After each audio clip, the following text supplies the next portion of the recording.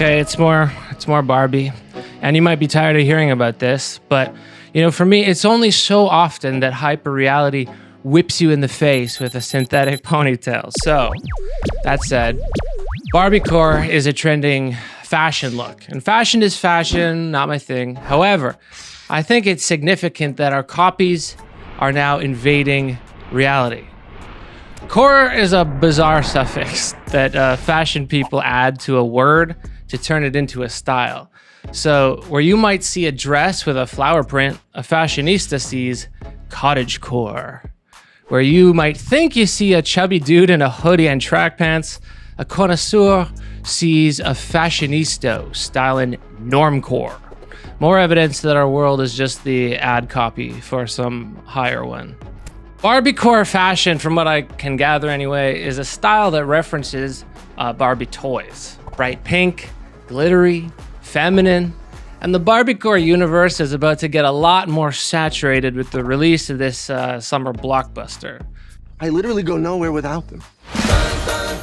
So it's worth noting, though, here, I've looked at a lot of Barbies for the last video, and Barbie is sold in pink sometimes for sure, but not that much more than any other color.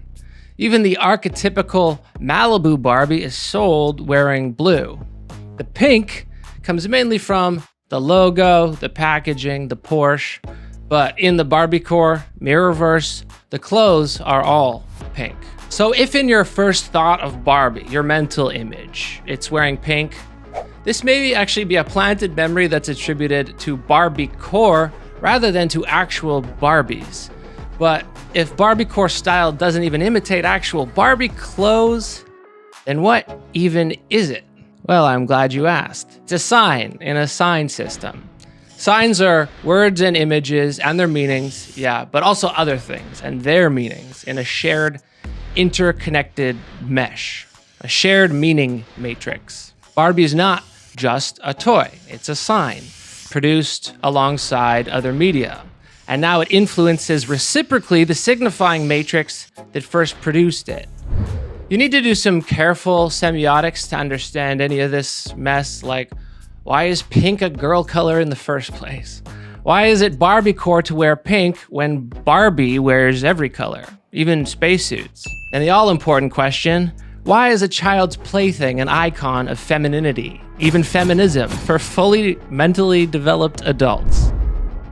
You are a toy! I'm not going to explain semiotic theory here because I'm not getting paid by the hour. And because I already did 5 hours explaining it on my podcast. But suffice it to say, any individual sign here inherits its significance from other proximate signs. Also, meanings here do not need to be correct in order to be used, and they're not finally decided ever. Words' meanings drift. Images' meanings vary from culture to culture. And a new sign can overcode old meanings. For example, pink was once a boy's color, not too long ago, 1918.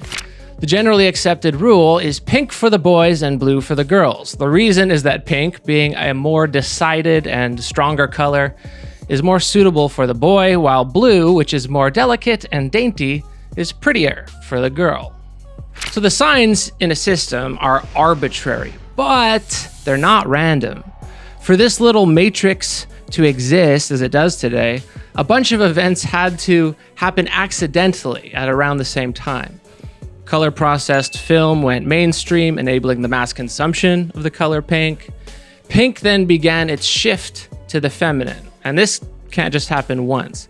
You need to reproduce the association of pink and feminine millions of times for it to actually become significant. Or just show one association of pink and woman millions of times, like one viral image. Oh look, there we go. 1963, right? Well, guess when the first Barbie was sold with an all-pink outfit? 1964. Barbiecore starts to make more sense when you disambiguate these exchanges. Before moving on, let me stop me there. Step back from all this for a second and pretend that we're alien anthropologists just arrived. We've shown up and are observing human behavior at this moment. We observe real humans and then little idols of humans wearing the same clothes. Surely we'd hypothesize that humans made the toys in their image, right? As little copies. How nuts would an alien anthropologist sound to his colleagues if he proposed that real humans dress up and put plastic in their face to better resemble a children's toy and not the other way around? So the hyperreal question, which comes first? Which is the copy and which is the original? I know this seems normal to us, but when you decontextualize our cultural practices, like if you look at it without the sign system, it's kind of like looking in from the outside of a cult. If the internal logic of a cult makes sense to you, it's not because it's accurate or rational, it's just because you're in it. Our culture is a culture of images, or a giant cult of the image. That's the other thing that dressing up like Barbie signifies. And don't get me wrong here, I am pro-image cult. I appear here as an image showing you images. So let me spook you with some postmodernism. Look, don't take anyone else's opinion on what postmodernism means. It's all I produce, and I barely know what it means because it's kind of a nonsense term. That said, some part of what it means is the accidentalness when it comes to images and signs and what they mean. Here's facts.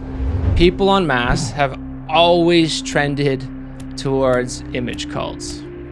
Today, 4,000 years ago, 20,000 years ago, and this would have been the status quo until God showed up, or rather, until God didn't show up, because he's invisible. God cults want to make you worship something invisible, something intellectual, a world of ideas. Ideas known only through words. Scripture cults. Abrahamic God, uncaused cause, necessary being. It's functionally the same thing, at least eventually. And the priests of this God are priests and philosophers who traffic in real ideas. Though as theologians and philosophers through the ages have realized, as God has realized, it's very difficult to keep people interested in something invisible and intellectual. People much prefer images, or rather they cannot help themselves from preferring images. Images are way more seductive than ideas are. Makes sense then that God has always been at war with images since day one. It's commandment number 2, no images. But the first thing that humans did when God revealed himself in those boring words is to make an image out of him. Exciting. God as a golden cow is better than being invisible. But of course, God was not tickled by this. Anyway, this war lasted a couple thousand years. Many outbursts of image makers and iconoclastic haters, Muslims, Protestants, but all the while, the images bided their time. They stayed within the limits of the law until that law was hollowed out from the inside. And today, the images are winning, or they've already won. I don't know when this happened. It has something to do with mass media production, which is a basic material process, chemicals and stuff. Color film, then sound, then pixels. But however it happened and whenever it happened, Barbiecore signifies that the primeval cosmic war has ended. Real life imitates images, and images don't imitate real life. Crunchy corn, yum! Kitty paws. Now, the priestly class, which is in the process of disappearing, or as they like to call themselves, intellectuals, philosophers, they will bemoan this event having happened. They will call it the new dark age, diagnose it as a new mental illness, postmodernism. I hear them say this all the time, and they're going to continue their rituals of writing articles and writing books. Remember, they are creatures of scripture, writing first and foremost. And yet, against all their intents and purposes, the images have won. Politics is images. History is images. Images have taken over aesthetics, which was supposed to contain them in ideas, fence them into a more manageable state. But they can't be contained. That means art too, paradoxically, has been overrun by images. A lot of nostalgists find this hard to accept. Some of them prefer when girls are pink and boys are blue, natural gender as God intended. Other nostalgists prefer when institutions are respectable, stable, scriptural, and when images bow to morality, usually their morality. What should the boys and girls be allowed to see? This will all be insignificant soon enough. What's called culture war is images fighting images, not truth fighting falsity or good fighting evil. We've been seduced past that. And sometime during all this, that tired reality quietly bowed out. Yum! In the world of images and the world of people, which is now the parasite and which is the host? I'm saying we've always got images wrong. We've always considered them to be passive or objects or products, something we made and we have under control. I'm getting convinced, though, that they've stopped playing by our rules. We answer to them, morning to night. And we've long since given up on answering to each other. We're all idolaters now. And for all our humanity and will and power and intellect, our fate is not up to us anymore if it ever was. No one controls the images. We just react to them now, all day. And they are absolutely indifferent to us, just like the old gods. That's irony. The gods were in them all along. Do what they say, ignore what they say, they don't care. Fate is fate. Respect to the images, man. They're there, biding their time, getting beaten down, but now they're the vehicle of almost, if not all, then almost all meaning. And the limit of human choice here is the image or the idea. Do you want to be on the winning side or the side of disappearing subjects that are powerless in the face of images?